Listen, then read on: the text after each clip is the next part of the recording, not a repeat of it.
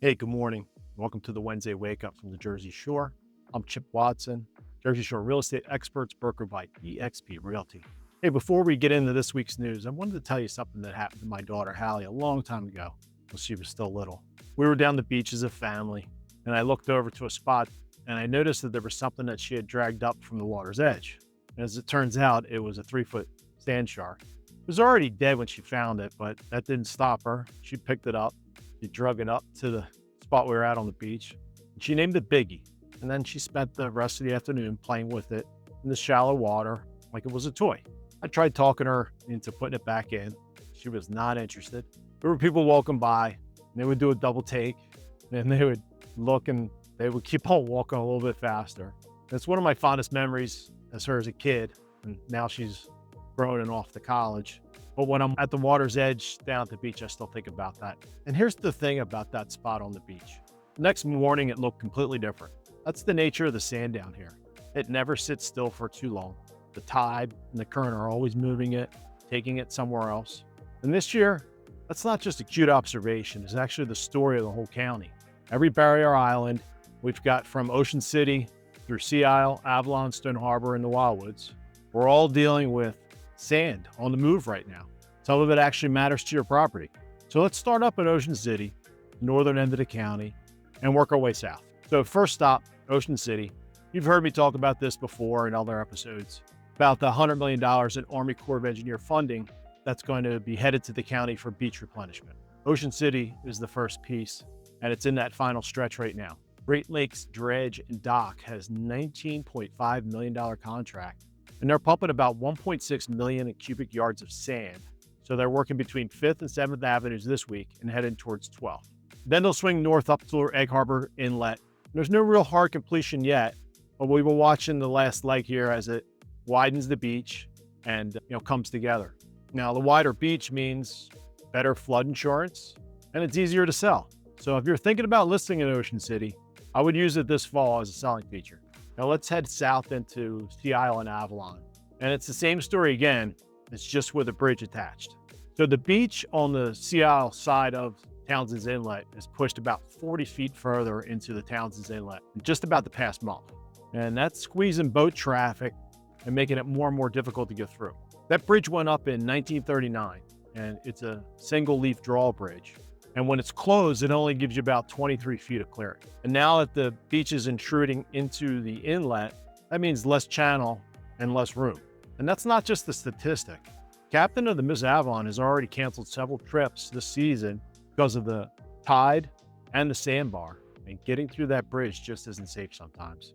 From the 50s through the 70s, the county actually dredged that inlet and kept it a real channel that was open for boats. Since 1978, the dredging shifted to pulling sand for beach nourishment instead. There's $15.7 million doing exactly that right now for Avalon and Stone Harbor. It's great for those beaches, but nobody's specifically managing the channel for any kind of navigation anymore. And if you own on the water anywhere near that inlet or are looking for a place with a deeded dock access, it's worth understanding before you buy. You don't want to be landlocked. Since we're talking Avalon and Stone Harbor, a market note while we're down here, there's 2 new listings on the 7 Mile Island right now that are testing the ceiling of the market. There's an oceanfront new build on 111th Street in Stone Harbor that's asking $19 million. And then there's a 6-bedroom on 74th Street in Avalon that's asking just under $15 million. Both of those asking prices are above every confirmed sale on the island this year. The highest closing so far we've had is $12.5 million in Avalon back in June. So these 2 sellers are betting buyers will go a little bit higher than everyone else did in 2026. Now, here's one data point that's suggesting this is possible. There's actually a bayfront home in Stone Harbor that's under contract and went under contract in June, and they were asking just under $15 million.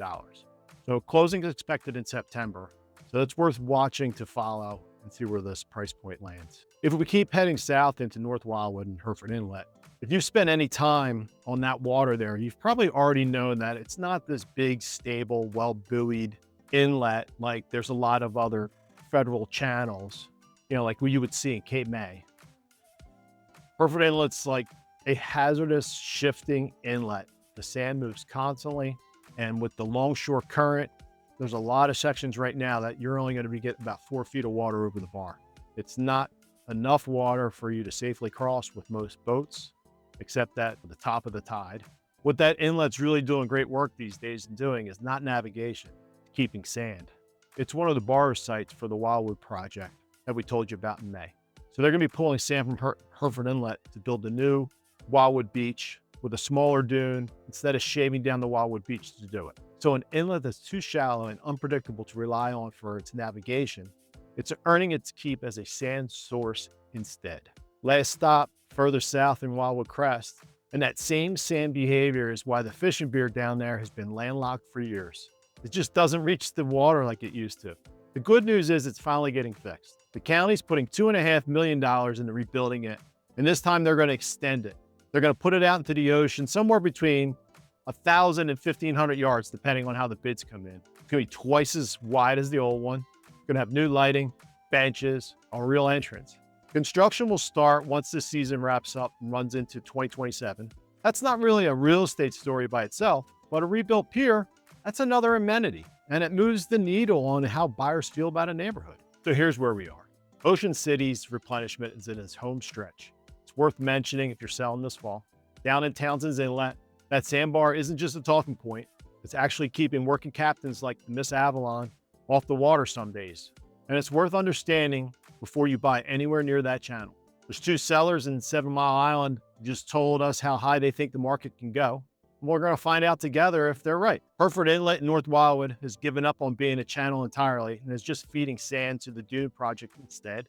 And the Crest is finally getting its pier back. From one end of the county to the other, sand is moving, and a lot of it touches the real estate either one way or another. I've been doing this for over 20 years, right here at the Jersey Shore.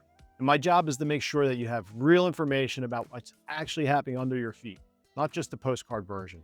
If any of this touches your property that you own or one that you're looking at, please reach out, call, text, email. If you're not subscribed already, please click the link below.